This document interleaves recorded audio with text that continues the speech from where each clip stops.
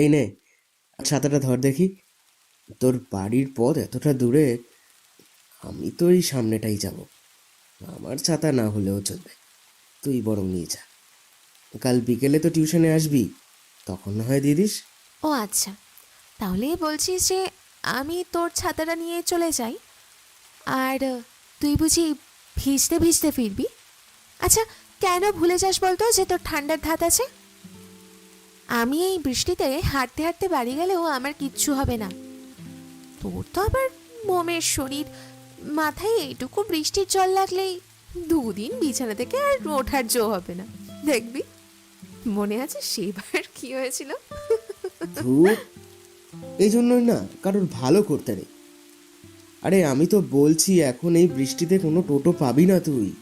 তাছাড়া এই রাস্তায় সবসময় টোটোও থাকে না, বরং ওই বড় রাস্তার কাছে গেলে হয়তো পেতে পারিস। এই, এক কাজ করা যাক, তুই চল, আমি তোকে দিয়ে আসছি। না রে থাক, আমি ঠিক চলে যাব। বৃষ্টি বেশিক্ষণ হবে না, এক্ষুনি কমে যাবে। কেন বলতো? এই, আমার সঙ্গে এক ছাতার তলায় এখান থেকে ওই সামনের বড় রাস্তাটা অবধি যেত তোর এত আপত্তি কেন রে? হ্যাঁ, আমি কি এতটাই খারাপ? দেখ রঞ্জনা, আমি জানি কদিন আগে একটা ভুল আমি করে ফেলেছি, কিন্তু বিশ্বাস কর। শান্তনুর মাথা নিচু হয়ে আসে। বাস স্ট্যান্ডে স্টিলের বেঞ্চগুলোর একটাতে সে ধপ করে বসে পড়ল। পিঠের ব্যাগটা একপাশে রেখে দেয়। আর ঠিক তখনই যেন শান্তনুর মন খারাপটাকে আমল করে বৃষ্টিটাও আরো বেড়ে উঠল। আরে বাবা, আবার তুই মন খারাপ করছিস তো? আমি জানি তুই কাজটা করিসনি। আমাদের ওই টিউশন ব্যাচের মধ্যে কেউ তোকে খারাপ করার জন্য এইসব করেছে। তাছাড়া আমি জানি তুই আমার কত ভালো বন্ধু। তুই কখনোই এমন কাজ করতে পারিস না। আমায় বিশ্বাস করিস তো? তাহলেই হবে। আমি এমন কিছু করতে পারি না রে। আর তাছাড়া সবার সামনে তোর যেখানে হবে সেটা আমি কখনোই ভাবতে পারি না রে, কখনোই ভাবতে পারি না। অতঃপর রঞ্জনা এগিয়ে এসে শান্তনুর পাশে বসল। আহা, এখন এইসব কথা ছাড়।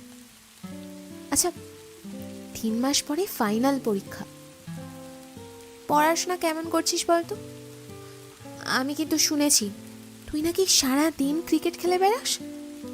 তোর মা কিন্তু আমায় সবটাই বলেছে।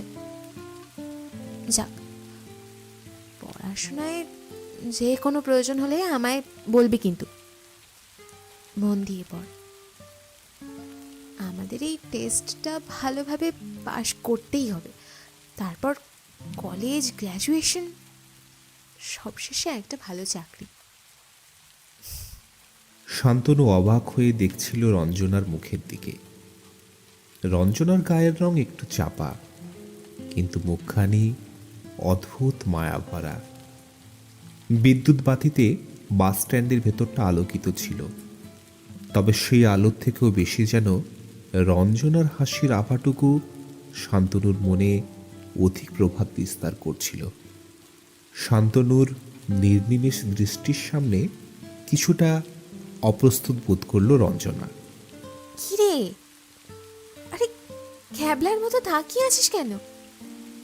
এই নে, এই দেখ, কাল মিতার সঙ্গে এই ছবিগুলো তুলেছি। বেশ ভালো লাগছে না?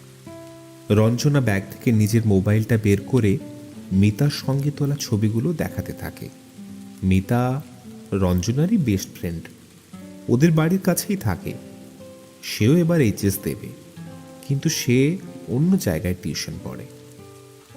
মিতা তোর খুব ভালো বন্ধু, তাই না রে? শুধু ভালো বন্ধু নয় রে, ও আমার বেস্ট ফ্রেন্ড। ও ও আমার ব্যাপারে সব কিছু জানে, আর আমিও ওর ব্যাপারে সব কিছু জানি। হুম, কিন্তু জানিস, আমিও তোকে আমার বেস্ট ফ্রেন্ড বলেই মনে করি। তবে তুই যে মনে করিস না, সেটাও আমি জানি রে। আরে ভাই, কথায় কথায় এমন সেন্টু খাস কেন বলতো? তুই আমার ভালো বন্ধু, কিন্তু মিথা আমার সঙ্গে ছোটবেলা থেকে রয়েছে। আমাদের বাড়িও পাশাপাশি, একসাথেই বেশিরভাগ সময় কাটাই দুজনে। তোকে চিনি মাত্র 2 বছর হলো, আর মিতাকে চিনি ছোটবেলা থেকে। তবে তোর দুশ্চিন্তার কারণ নেই, তোর সঙ্গেও আমার ফ্রেন্ডশিপ কখনো নষ্ট হবে না। কিন্তু রঞ্জনা, এই টেস্টটা শেষ হলেই তো আমাদের রেগুলার দেখা সাক্ষাৎ আর হবে না মনে হয়। তারপর তো আর সব ওই আলাদা আলাদা কলেজ হলে তো কথাই নেই। সে আর কি করা যাবে বল। তবে চিন্তা করিস না, আমাদের নিয়মিত যোগাযোগ থাকবে। আচ্ছা শোন, বড় রাস্তার মোড়ে গিয়ে টোটো ধরবো। তুই না হয় আমায় বড় রাস্তা পর্যন্ত একটু এগিয়ে দে। বৃষ্টি কমে গিয়েছে, আর ছাতা খুলতে হবে না। শান্তনু আর রঞ্জনা এগিয়ে যায়। সামনে বাস স্ট্যান্ড থেকে বড় রাস্তা বেশ খানিকটা দূর, হেঁটে যেতেও মিনিট 10 তো লাগবেই। বৃষ্টি এখনো পুরোপুরি কমেনি, সামান্য ঝিরঝির করে পড়ছে। তবে শান্তনু জানে রঞ্জনার বৃষ্টিতে ভিজতে ভালোই লাগে, তাই সেও আর ছাতা খুলল না। দুজনে নীরবে এগোতে লাগলো সামনের দিকে। শান্তনু মাঝে মধ্যে আর চোখে তাকাচ্ছিল রঞ্জনার দিকে। ওর মনে পড়ে যাচ্ছিল প্রথম যেদিন টিউশন ব্যাচে দেখেছিল রঞ্জনাকে, কি বোকার মতোই না কথাবার্তা শুরু করেছিল সেদিন। হাই, তোমার নাম কি রঞ্জনা? শুনলাম তুমি নাকি তোমাদের গার্লস স্কুলে এবারে ফার্স্ট হয়েছো। হ্যাঁ, আম, হ্যাঁ হয়েছি তো, কিন্তু তেমন কোনো ব্যাপার না। ওরকম অনেকেই এক আধবার ফার্স্ট সেকেন্ড হয়। আসল ব্যাপারটা হলো সাফল্যকে ধরে রাখা, বুঝলে? এবার ফার্স্ট হয়েছি, চেষ্টা করব 11এও ফার্স্ট হতে। তবে 12-এ ফার্স্ট হওয়াটা একটু চাপের। সবাই কিন্তু ঠিক এই ব্যাপারটা বুঝতে পারে না। আচ্ছা, তাই বুঝি? আমি কিন্তু ভেবেছিলাম যদি একবারও কখনো ফার্স্ট হই তাহলেই হবে। হ্যাঁ, কিন্তু জীবনে কখনো ফার্স্ট হওয়া তো দূরের ব্যাপার, 1 থেকে 10-এর মধ্যেই কখনো র্যাঙ্ক আসেনি আমার। ভাগ্যিস আসেনি, তাহলে বুঝতে পারতে সমস্যাটা কোথায়। বাড়ির লোক, পাড়ার লোক, বন্ধু বান্ধব, টিচার সবাই একেবারে মাছের বাজারের মতো ঝেঁকে ধরবে চারপাশ দিয়ে। আর তখনই তাদের সবার এক্সপেকটেশন আরও হাই হবে। 10th থেকে 9th, তারপরে এইভাবে চলতে চলতে একবারও যদি ভুল করে কেউ প্রথম হয়ে যায়, তাহলে গোটা জীবনে যদি সে প্রথম থেকে দ্বিতীয় হয়েছে, তাহলে সব কিছু শেষ। মনে হবে যেন এর চেয়ে বোধহয় ফেল করাটা ঢের ভালো ছিল। সেদিন রঞ্জনার কথাগুলো শুনে শান্তনু অবাক হয়ে ভাবছিল মেয়েটা কি সুন্দর গুছিয়ে কথা বলতে পারে। রঞ্জনা হাসতে হাসতে মজার ছলে শান্তনুর কাঁধে ছোট্ট ধাক্কা দিয়েছিল। সেই প্রথমবার কোনো মেয়ের হাসিও ভারী সুন্দর লেগেছিল শান্তনুর। সেদিন সারা রাত সে দু চোখের পাতা এক করতে পারেনি।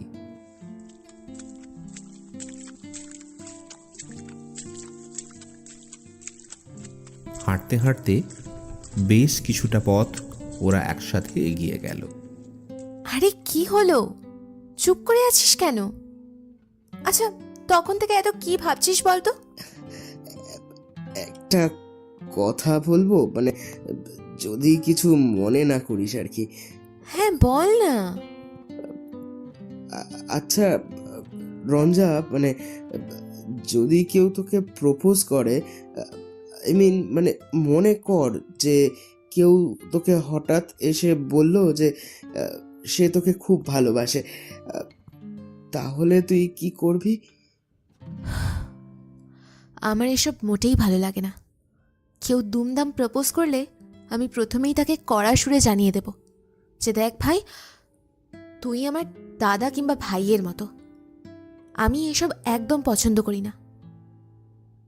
এখন কেবলমাত্র ক্যারিয়ারে ফোকাস করতে চাই।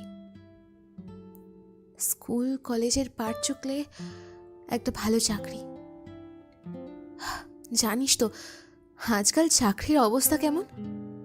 খড়ের গাদায় সুচ খোঁজা আর ভালো চাকরির সন্ধান করা দুটো একই ব্যাপার। তাছাড়া আমার বাবা অত টাকা নেই। 10-12 লাখ টাকা ঘুষ দিয়ে আমি এখন একটা চাকরি কিনতে পারবো না। না মানে সেসব তো ঠিকই আছে, কিন্তু ধর যদি কেউ সত্যি সত্যি তোকে খুব ভালোবাসে, তোকে নিয়ে স্বপ্ন দেখে, আই মিন তোর সঙ্গে একসাথে পথ চলার স্বপ্ন দেখে, তখন? রঞ্জনা কোনো উত্তর না দিয়ে কেবল স্থির দৃষ্টিতে তাকায় শান্তনুর দিকে।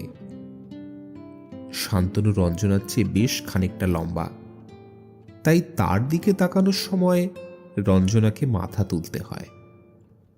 শান্তনু ততক্ষণে পুনরায় সামনের দিকে তাকিয়ে বলতে শুরু করেছে, রঞ্জনা, কেউ তো আর হিসেব করে ভালোবাসে না রে, ক্যালকুলেশন করে অঙ্ক মেলে, কিন্তু প্রেম হয় না।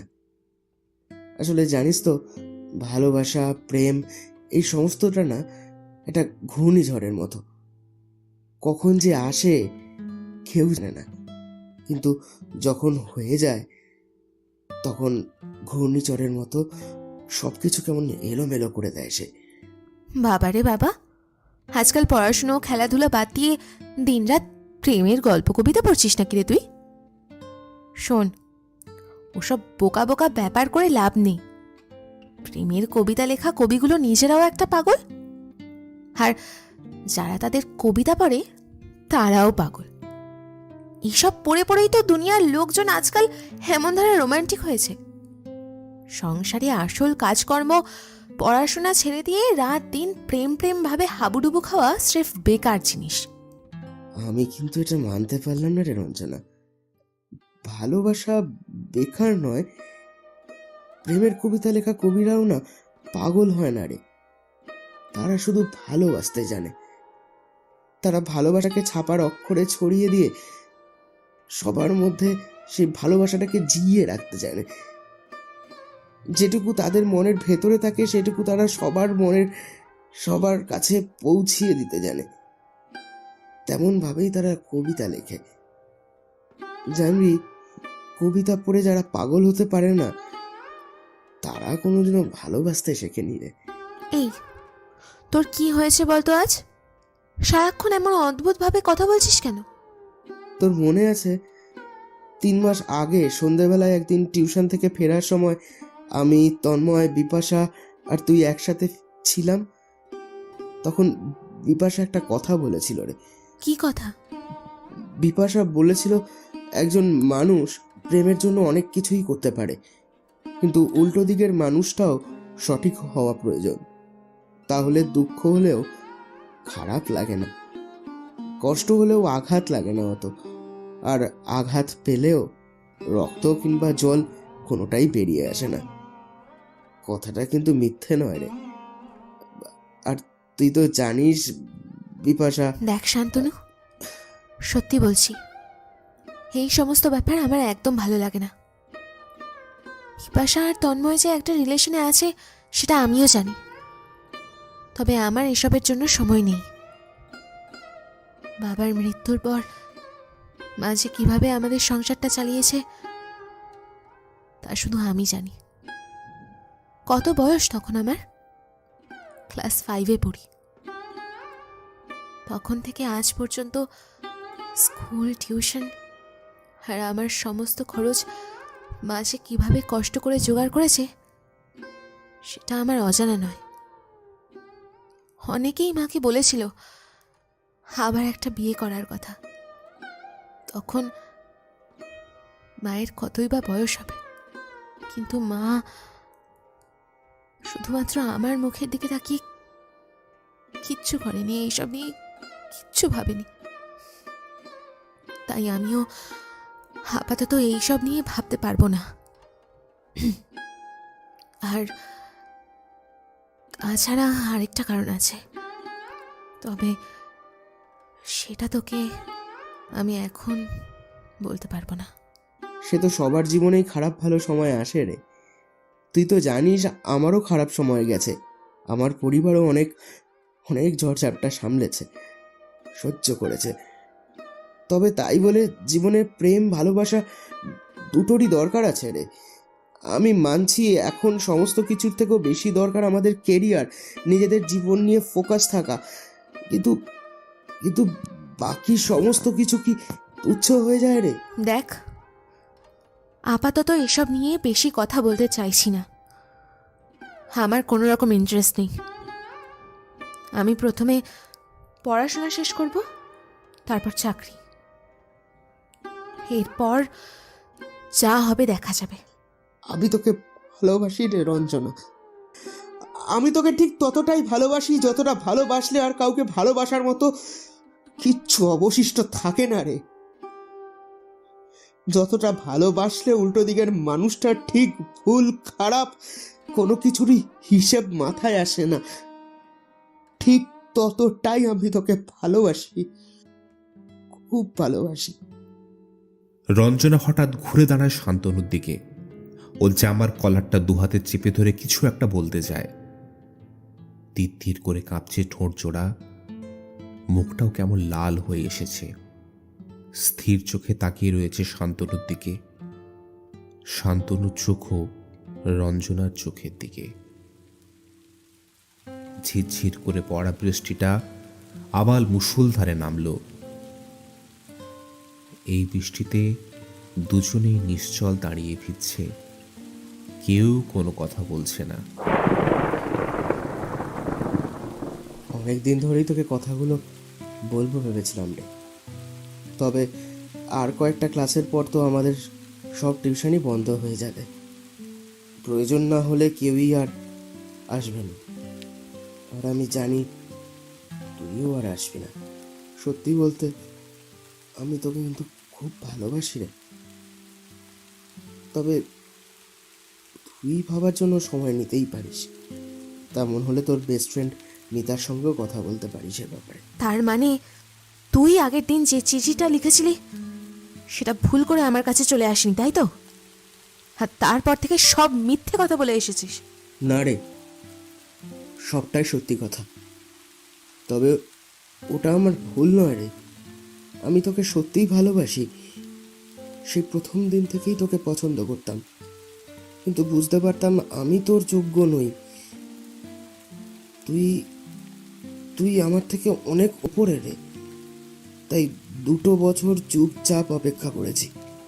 কিন্তু এখন মনে হলো আর অপেক্ষা করলে হয়তো অনেকটা দেরি হয়ে যাবে। তাই আজ তোকে আবারও বলছি, আমি তোকে খুবই ভালোবাসি রে রঞ্জনা। তবে হ্যাঁ রে, তোর আমাকে ভালো না বাসলেও চলবে। আমি ভালোবাসি বলে যে তোকেও ভালোবাসা দিতে হবে, আমাকে ভালোবাসতে হবে, এমন মাথার দিব্যি তোকে কেউ দেয়নি, আমিও না। আর হ্যাঁ রে, প্রেমের কবিতা লেখা কবিরা না কেন পাগল হয় জানিস? রঞ্জনার হাতে থাকা শান্তনুর কলার ক্রমশ আলগা হয়ে এলো। শান্তনুকে ছেড়ে রাস্তার একপাশে সরে দাঁড়ায় সে।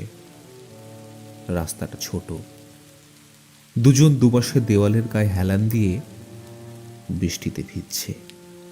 যারা প্রেমের কবিতা লেখে তাদের মনের ভেতরে যে দুঃখগুলো ভরা থাকে কাউকে বলতে পারে না রে, কাউকে দেখাতেও পারে না, এমনকি গান গেয়েও প্রকাশ করতে পারে না, তাই কবিতা লেখে। সেই কবিতা পড়ে যারা পাগল পায় তারা ওই কবিদের মনের দুঃখগুলো ঠিক বুঝতে পারে, জানিস? বুঝতে পারে কবিতার কোন ছন্দে, কোন শব্দে, কোন লাইনে ঠিক কোথায় কতটা নীল দুঃখ মিশে আছে। আমার কবিতার পাতা যদি তোকে কখনো দেখাই তাহলে বুঝতে পারবি সেই প্রথম দিনের পর থেকে প্রত্যেকটা রাত আমার কিভাবে কেটেছে। আর হ্যাঁ, দুঃখ ছাড়া কেউ কখনো প্রকৃত কবিতা লিখতে পারে না রে। রঞ্জনা চুপ করে দাঁড়িয়ে ভিজছিল। অনেকদিন থেকে সে শান্তনু ব্যাপারটা আন্দাজ করতে পেরেছিল। মেয়েরা এমন অনেক কিছুই আগে থেকে বুঝতে পারে, কিন্তু শান্তনু রঞ্জনার ভালো বন্ধু, তাকে সে হারাতে চায় না, তাই এই নিয়ে কথা বাড়াতে চায়নি। শান্তনুর জানা নেই রঞ্জনার 5টা সাধারণ মেয়েদের মতো নয়। রঞ্জনা ছেলেদের প্রতি কোনো আকর্ষণ অনুভব করে না, বরং তার আকর্ষণ মেয়েদের প্রতি। ছোট থেকে একসাথে বড় হওয়া মিতার প্রতি রঞ্জনার যেমন আকর্ষণ আছে, তেমন মিতারও আকর্ষণ রঞ্জনার প্রতি। ওরা দুজনেই সমকামী। রঞ্জনার মনে হলো সে চিৎকার করে বলে, শান্তনু, তুই আমার খুব ভালো বন্ধু। আমি তোকে কখনো হারাতে চাই না, কিন্তু এটা সম্ভব নয়। আমি তোকে কখনো ভালোবাসতে পারবো না। আর একজন যে আমার প্রতীক্ষায় রয়েছে। রাস্তা আর বেশি নেই রে,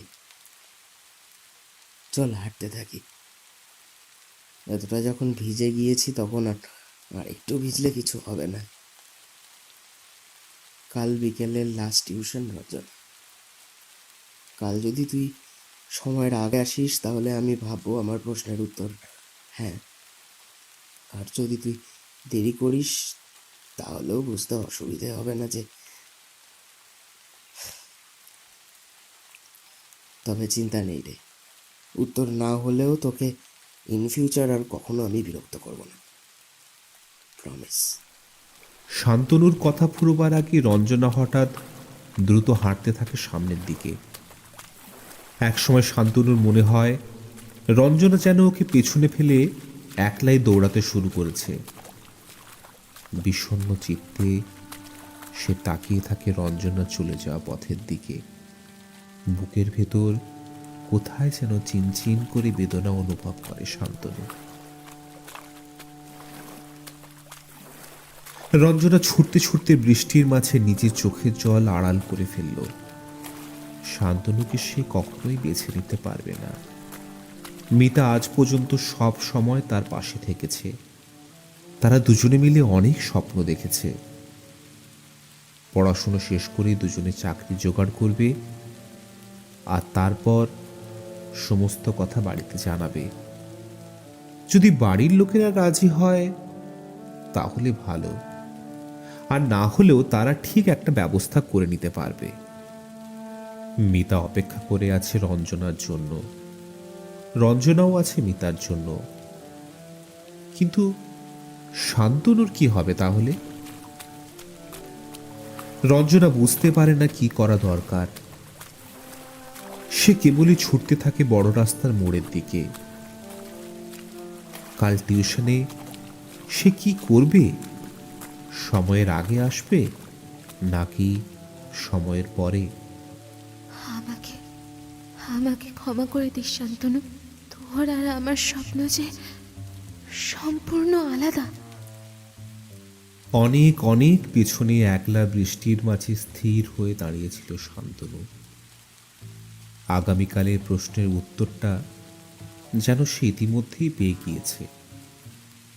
বুকের বাঁদিকে জমে ওঠা কষ্টটা এবার যেন তীব্রভাবে আলোড়িত হতে শুরু করল। চোখের কোল থেকে বেরিয়ে আসা জলবিন্দু বৃষ্টির সঙ্গে মিলেমিশে ক্রমে একাকার হয়ে যায়। তুমুল বৃষ্টির পরত ধীরে ধীরে চোখের সামনে থেকে রঞ্জনাকে চিরতরে মুছে দিতে থাকে। শান্তনুর নিজের বলা একটা কথাই এখন ওর সম্পূর্ণ চেতনা জুড়ে অনুরণিত হতে থাকলো বারংবার। মনের ভেতর দুঃখ না থাকলে কখনো প্রকৃত প্রেমের কবিতা লেখা যায় না রে, লেখা যায় না।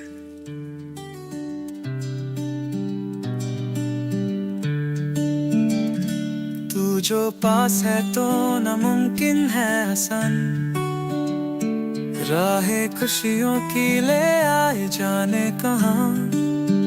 चंदनी रातों में है बस तेरा जहां। दिल की बातें मैं कहूँ या चुप हूँ यहाँ, तू जो साथ है तो होगा बड़ा आसान। मिलों की दूरी भी लगे पल का अरमान, हर घड़ी तू है मेरी आंखों का इंतजार। तेरे बिना अधूरी सब है ये जीने का सार। एक साथ चलना है हमें, एक ही है मंजिल, सपनों से सजाना है अपना ये साहिल। दिल ने जो वादे किए पूछूं उनसे जरा, तेरे बिन अधूरे हैं एक लम्हे भी हमारे जरा।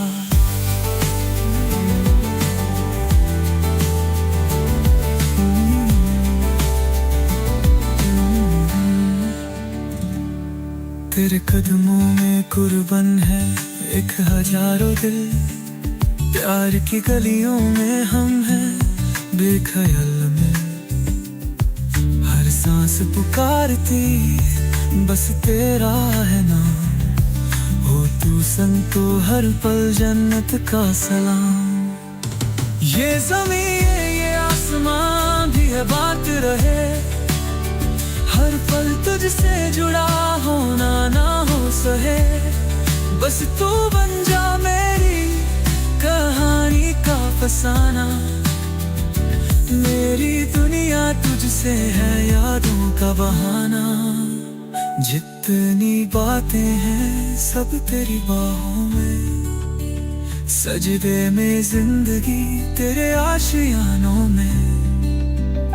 पलकों पे बस तेरा सूरत सजे, दिल की ये बातें आज कुछ बोल दूं खुल के।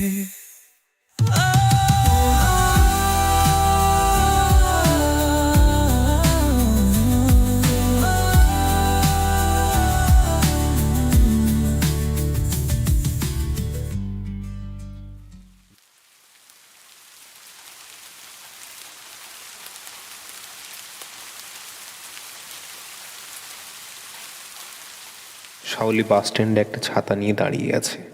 এরপর বাস থেকে নেমে এলো একটি ছেলে। বৃষ্টি মাথায় নিয়েই তার সামনে এসে দাঁড়ালো। শাওলি চমকে ওঠে, ঠোঁটে ফুটে ওঠে স্মিত হাসি। অর্ণব তার সামনে দাঁড়িয়ে রয়েছে। আজ থেকে প্রায় 6 বছর আগে অর্ণব ও শাওলি একসঙ্গে স্নাতক স্তরে ভর্তি হয়েছিল। ওদের আলাপ হয় এইরকমই এক বৃষ্টিমুখর দিনে। ছাতা নিয়ে সবাই ভর্তির লাইনে দাঁড়িয়েছিল। অর্ণব দত্ত নামটা শুনে ছাতা বন্ধ করে সামনে কাউন্টারের দিকে এগিয়ে যায় অর্ণব। ততক্ষণে সে প্রায় ভিজে গিয়েছে। কাউন্টারে গিয়ে প্লাস্টিকের ভিতরে রাখা সমস্ত প্রয়োজনীয় নথি বের করে জমা দিয়ে আসে। এরপর শাওলির পালা। অর্ণব তখন ছাতা খুলে একটু দূরে দাঁড়িয়েছিল। খুব রাগ হচ্ছিল তার। এই অল্প সময়ের মধ্যেই সে পুরো ভিজে গিয়েছে। কলেজ কর্তৃপক্ষ বছর বছর ছাত্রছাত্রীদের থেকে কত টাকা নেয়, অথচ কাউন্টারের সামনে একটা সেট বানাতে পারে না। তাহলে তো তাকে এমন করে ভিজতে হতো না। শাওলি ইতিমধ্যে তার প্রয়োজনীয় কাজ সেরে অর্ণবের পাশে এসে দাঁড়িয়েছে। প্রশ্ন করলো, এই মা, তুমি তো একেবারে ভিজে গেছো দেখছি, বাড়ি যাবে কিভাবে? বুঝতে পারছি না। আমি মুর্শিদাবাদ থেকে এসেছি, রাত 8টায় ট্রেন আছে, সাথে করে কোনো জামা কাপড়ও আনিনি। সে কি, তাহলে এভাবে এতক্ষণ থাকবে নাকি? কি আর করব, কলকাতায় তো আমার চেনা জানা কেউই নেই। তবে এখানে ভর্তি হলে যে রোজ রোজ এত দূর থেকে যাতায়াত করবে নাকি? না না, কলেজের হোস্টেলে থাকবো, অ্যাপ্লাই করে দিয়েছি। বলছি, একটা কথা বলবো? যদি কিছু মনে না করো, আমার বাড়ি এখান থেকে 10 মিনিট। বাড়িতে বাবা মা ও দাদা আছে। তোমাকে এরকম অবস্থায় দেখে সত্যিই খুব খারাপ লাগছে। তুমি যদি আমাদের বাড়িতে চলো, তবে দাদার জামা প্যান্ট তোমায় দিতে পারি। তোমার সাথে তো আমার দেখা হবে কলেজে, তখন না হয় ফেরত দিয়ে দিও। এই না না, আবার এসবের কি দরকার? ও ও ঠিক আছে। শাওলি আর কিছু না বলে এগিয়ে গেল। হাঁচির শব্দ শুনেই ফিরে এলো শাওলি। অর্ণবের সামনে দাঁড়িয়ে বলল, এখন আমরা একই কলেজের স্টুডেন্ট। আমি তোমাকে কোনো দয়া করছি না। তোমার জায়গায় অন্য কেউ থাকলেও হয়তো এরকমই অবস্থা দেখে একই কথা বলতাম। তুমি চলো, চলো আমার সাথে। আম, কিন্তু ও, বুঝেছি, ভরসা পাচ্ছ না। এটা হতেই পারে, আজই প্রথম আমরা দুজনে দেখলাম দুজনকে। ভয় নেই, আমি তোমাকে বিপদে ফেলবো না, কথা দিলাম। এবার চলো। অর্ণবী মেয়েটার কথা যত শুনছে ততই যেন মুগ্ধ হচ্ছে। এত অল্প সময়ের মধ্যেই কেউ কি এত আপন হতে পারে? সে আর না বলতে পারল না। মেয়েটির সঙ্গে হাঁটতে শুরু করলো। বৃষ্টি তখনও অঝোর ধারায় ঝরে চলেছে। দুপুর 2টো নাগাদ দুজনে বাড়িতে এসে পৌঁছায়। শাওলি বাড়িতে ঢুকেই মাকে ডাকতে শুরু করলো। মা বীণা দেবী বাইরে বেরিয়ে এলেন। অপরিচিত একটি ছেলেকে মেয়ের পাশে দাঁড়িয়ে থাকতে দেখে ওর মুখে কৌতূহলী চিহ্ন ফুটে উঠল। শাওলি বলল, ভয় পেও না মা, ওর নাম অর্ণব। অর্ণব অবাক হয়ে বলল, এই, তুমি আমার নাম জানলে কি করে? আমি তো এখনো পর্যন্ত আমার নামও বলিনি তোমায়।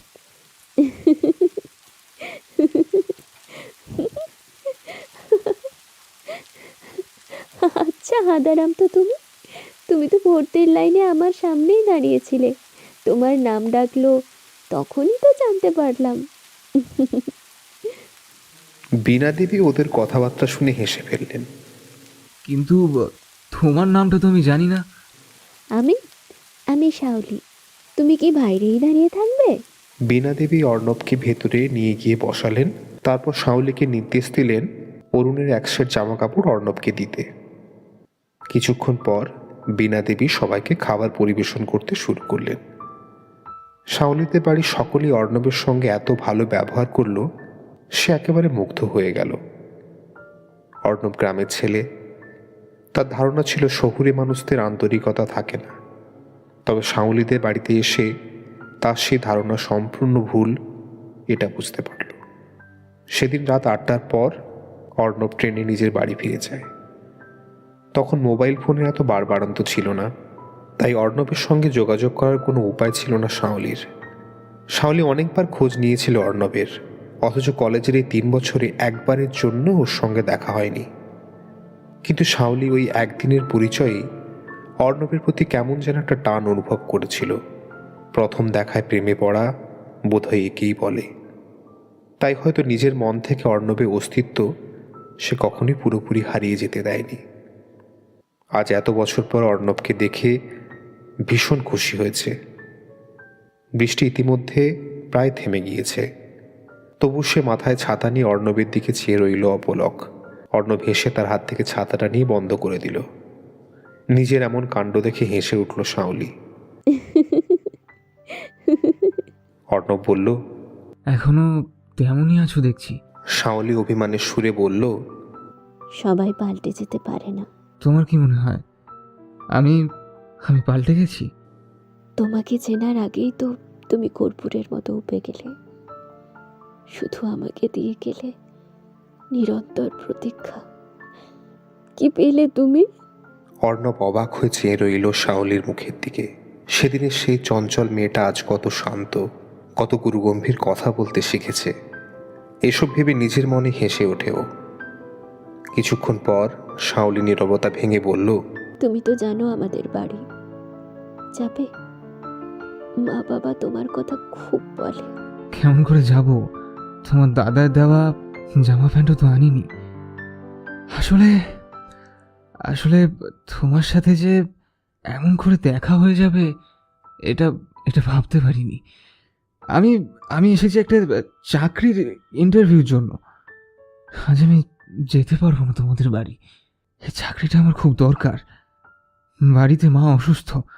তুমি নিশ্চয়ই ভাবছো যে কেন আমি ওই কলেজে আর আসিনি, তাই তো? আসলে সেদিন তোমাদের বাড়ি থেকে ফিরে গিয়ে দেখি আমার মা বিছানায় পড়ে আছে। মায়ের শরীর কয়েকদিন থেকেই খারাপ যাচ্ছিল। মা তবুও কোনো মতে সংসারটা টেনে নিয়ে যাচ্ছিলেন।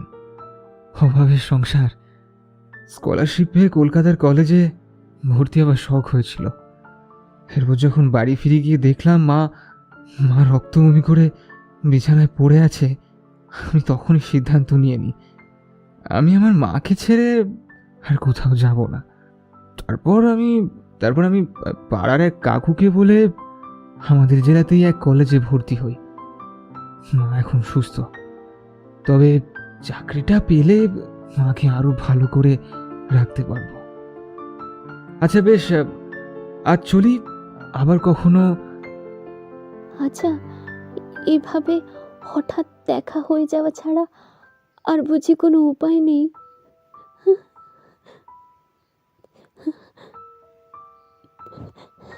বলতে বলতে চোখে জল চলে আসে তার। শাওলি তার চলে যাওয়া পথের দিকে তাকিয়ে থাকে। ক্রমশ চোখ ঝাপসা হয়ে আসে তার। কতক্ষণ এভাবে কেটে গেছে সে জানে না। হঠাৎ কাঁধে একটা হাতের স্পর্শ পেল। এ কি অর্ণব, তুমি? অর্ণব শাওলির হাতটা শক্ত করে ধরল, তারপর খুব কাছে এসে বলল, একই ভুল আমি আরো একবার করতে চাই না। তাই বাসে উঠতে গিয়েও আমি নেমে গেলাম, ফিরে এলাম তোমার কাছে।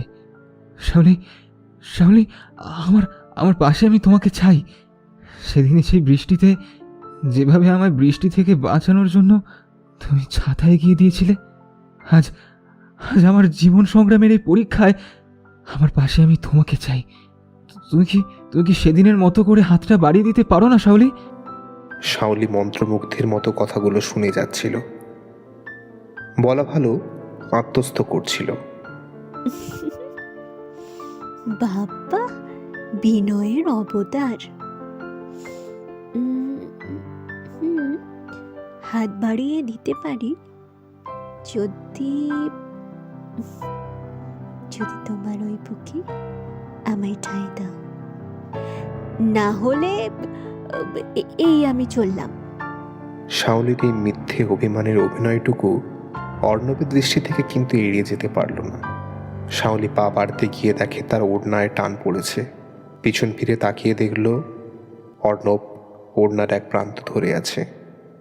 শাওলি তার ওড়নার প্রান্তখানি ছাড়িয়ে নেওয়ার জন্য এগিয়ে আসতেই হাত ধরে আলতো টান দিল অর্ণব। অর্ণবের বুকে মিশে যেতে লাগলো লজ্জায় আরক্ত হয়ে ওঠা এক যুবতীর মুখ। তখন সূর্যাস্তের আভায় রক্তিম হয়ে উঠেছে পশ্চিমের আকাশ। সাদা মেঘের বুকে যেন শাওলির মতোই মুখ লুকিয়ে অস্তাচলের পথে পাড়ি দিলেন সূর্যদেব। তুমি আজও থাকবে সঙ্গপন, আমার একলা পথ একলা মন। লুকিয়ে রাখা নীল চিঠির খাম, সাজানো থাক ভালোবাসার নাম। দক্ষিণা হাওয়া ছুঁয়ে যাক তোমার ভেজা শাড়ি, শিউলি বকুল গন্ধ মাখা ভালোবাসার বাড়ি। তুমি আজও থাকবে সঙ্গপন, আমার একলা পথ একলা মন।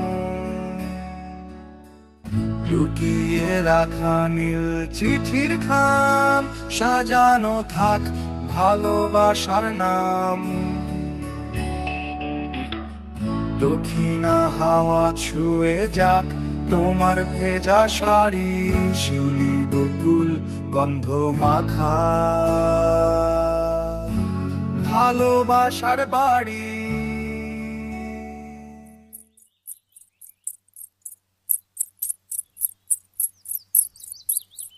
নীলদা, ও নীলদা, কি হয়েছে তোমার?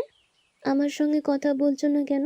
দেখো, আমি তোমার জন্য ছুটতে ছুটতে ছাদে এলাম, আর তুমি এভাবে মুখ ফিরিয়ে থাকবে? কি হয়েছে? তোকে কতদিন বারণ করেছি যে এভাবে ছুটে আসবি না? সিঁড়িতে পড়ে গেলে কি হতো বলতো? তুমি তো জানো, আসলে তোমাকে দেখার জন্যই। জানি আমি, কিন্তু ছোটাছুটি করতে গিয়ে যদি পা পিছলে পড়িস তাহলে কি হবে সেটা বুঝি মনে থাকে না? আচ্ছা বাবা, ঠিক আছে, আর ছোটাছুটি করব না, এই প্রমিস করছি। আচ্ছা শোনো না, জেঠিমা বলছিল তুমি নাকি চাকরি নিয়ে বাইরে যাচ্ছ। বাহ বাহ, তোর কাছেও তাহলে খবরটা পৌঁছে গিয়েছে। মা বোধহয় আমাদের পাড়ার সবাইকে ইতিমধ্যে জানিয়েই দিয়েছে। হুম, ও কি, কি হলো আবার? কিছু না বলেই চলে যাচ্ছিস যে? আচ্ছা, বুঝেছি, অভিমান হয়েছে মেয়ের। তা আমি চাকরি নিয়ে কোথায় যাচ্ছি সেটা জানতে চাইলি না তো? হুম, আমার বাড়ি বয়েই গিয়েছে জিজ্ঞেস করতে। তুমি তো পাড়ার সবাই আর আমাকে এক করেই দিয়েছো। তা পাড়ার সবাই যখন জানবে তখন না হয় আমিও সেখান থেকেই জেনে নেব, কেমন? আরে এই দেখো, আবার রাগ দেখিয়ে চলে যাচ্ছে। আরে দাঁড়া দাঁড়া, যাস না রাই, এই রাই।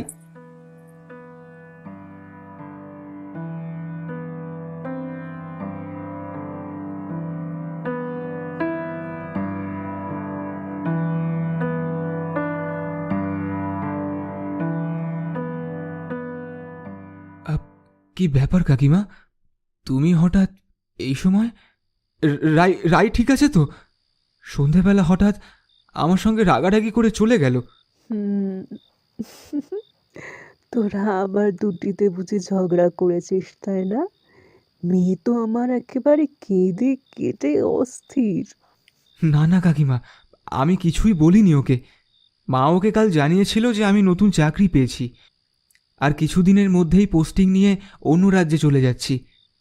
রাই বোধহয় খবরটা আমার কাছ থেকে প্রথম শুনবে বলে ভেবেছিল। তাই হয়তো তাই হয়তো সামান্য একটু অভিমান। বাহ, নতুন চাকরি পেয়েছিস, এ তো খুব ভালো খবর রে নীল।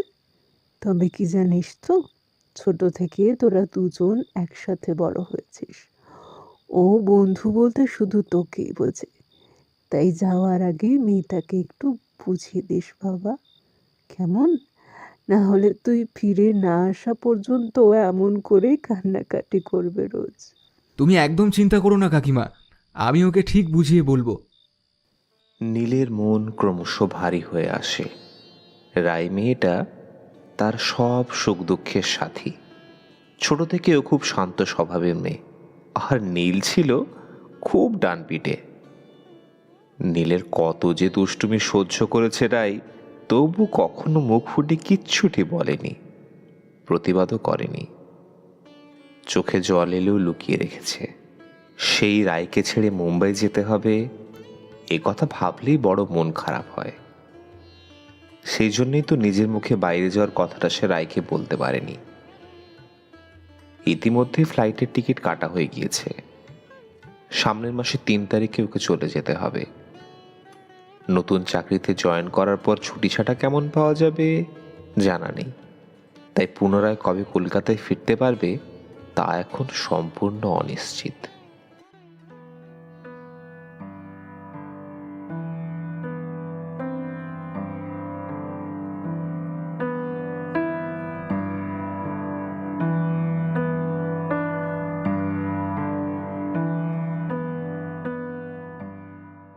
রাই আজ কলেজে যায়নি।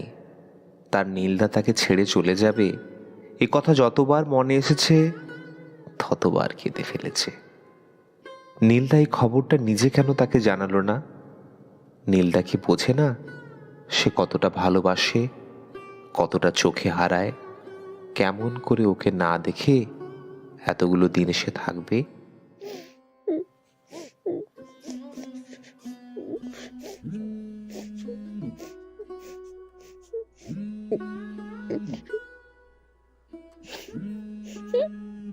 আবার সোহাগ করে ফোন করেছে। ফোনটা রিসিভ করে পাগলি, অনেক কথা আছে। আমি আগামীকাল সকালে মুম্বাই চলে যাচ্ছি, তারপর আর ফোন করব না। তখন ভালো লাগবে তো?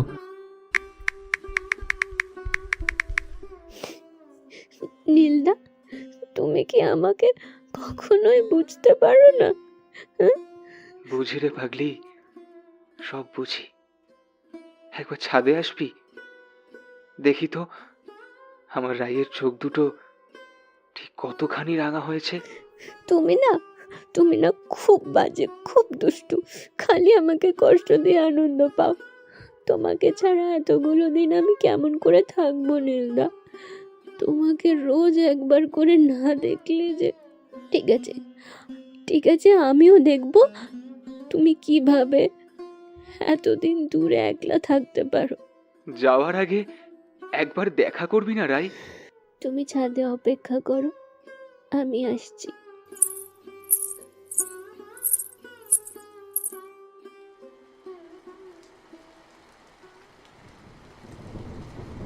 আজ নীলের যাওয়ার দিন, কিন্তু রাই কোথায়?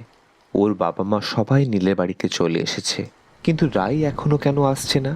নীলের উৎসুক দৃষ্টি শুধু খুঁজে চলেছে রাইকে। হঠাৎ কি মনে হতেই ও ছাদে উঠে এলো। হ্যাঁ, ওর ধারণাই ঠিক।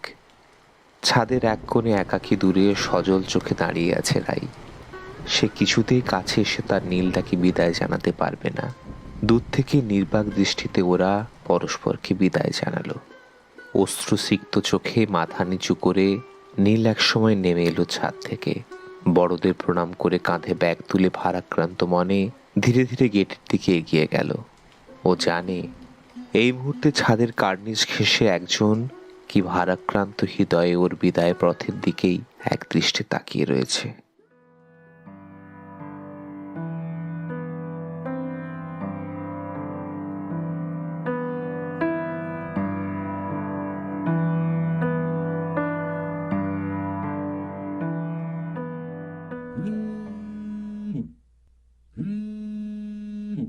কিরে পাগলি, কি করছিস?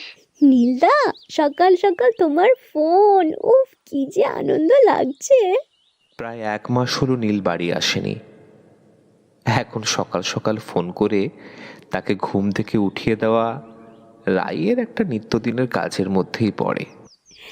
গুড মর্নিং নীলদা, ওঠো এবার। আচ্ছা নীলদা, আজ ওখানকার ওয়েদার কেমন? দারুণ ওয়েদার আজ। শুনেছি ওখানে অনেক সুন্দরী মেয়ে আছে। নীলদা, খুব সাবধান, উল্টো পাল্টা কিছু করবে না একদম, তাহলে আমি কিন্তু চলে যাব ওখানে। আসবি? আয় না, আমি যে ফ্ল্যাটে উঠেছি সেখানে আমি একা আছি জানিস, আর কেউ নেই। তুই এলে বেশ হবে। যা, আমি বুঝি একা যেতে পারি? মা, বাবা, জেঠু, জেঠিমা সবাইকে নিয়ে যাব যদি। হয়েছে বাবা, থাক, সবাইকে নিয়ে উনি আসবেন। যাও, তোমার সাথে কথা বলবো না আর। রায় কথা বলবে না বলল বটে, তবে অভিমানে ওর চোখ দিয়ে বিন্দু বিন্দু জল গড়িয়ে পড়তে লাগলো। নীল আগে যখন এমন করে রাগ করত, রায় বাড়ি গিয়ে সামনে বসে তার মান ভাঙাতো, কিন্তু এবার এত দূর থেকে আর কি তা সম্ভব?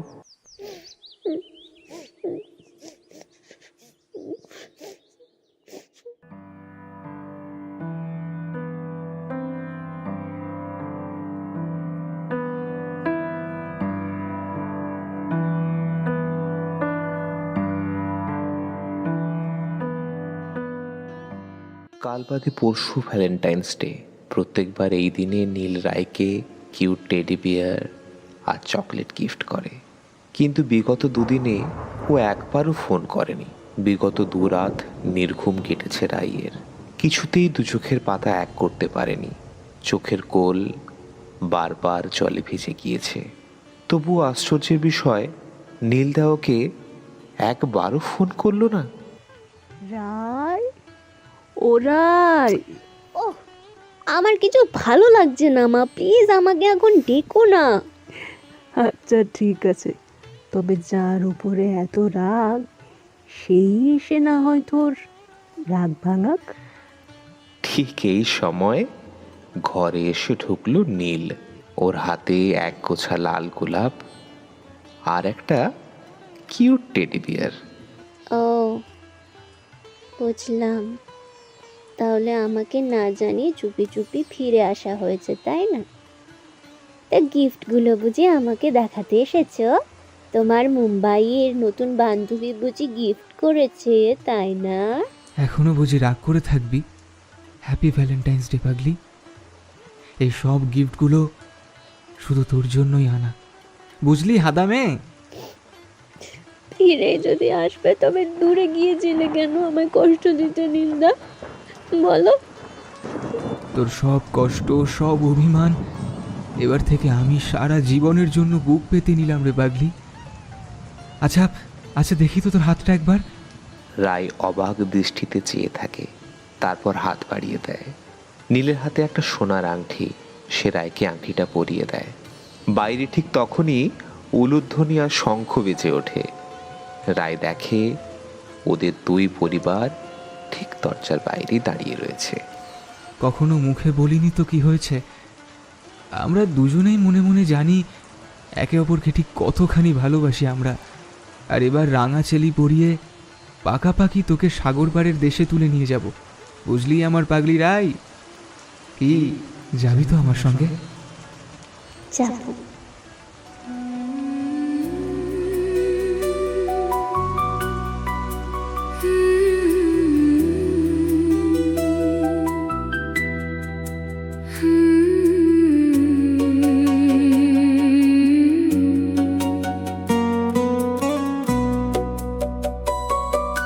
বৃষ্টি ভেজা এই দিনে মন যে হারায় তোমার বিনে, রিমঝিম জল নূপুর বাজে, তুমি আছো হৃদয়ের মাঝে। আজ একলা আকাশ মেঘে ঢাকা, তোমার প্রেমে আমি একা।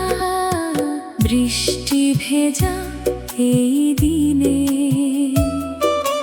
মন যে হারায় তোমার বিনে।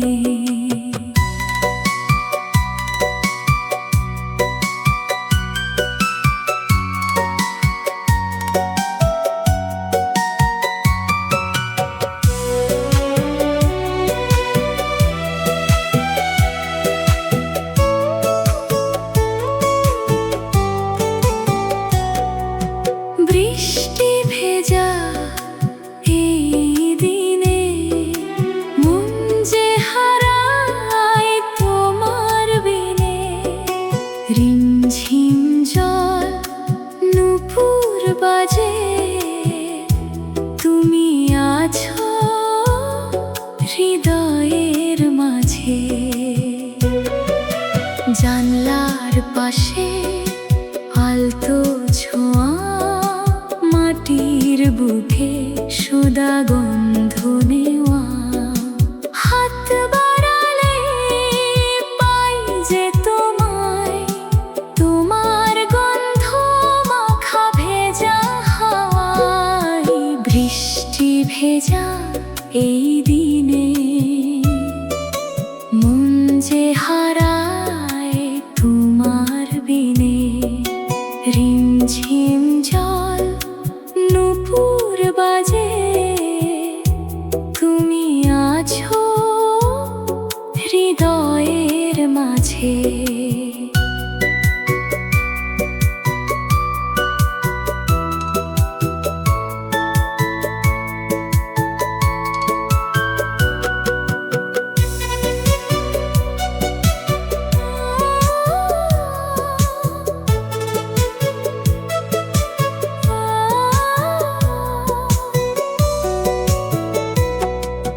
চলো না ভিজি একসাথে, হাতটি রেখে আমার হাতে।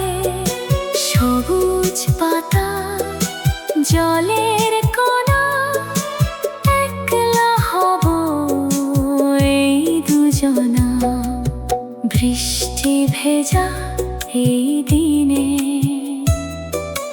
মন যে হারায় তোমার বিনে, রিমঝিম জল নূপুর বাজে, তুমি আছো হৃদয়ের মাঝে।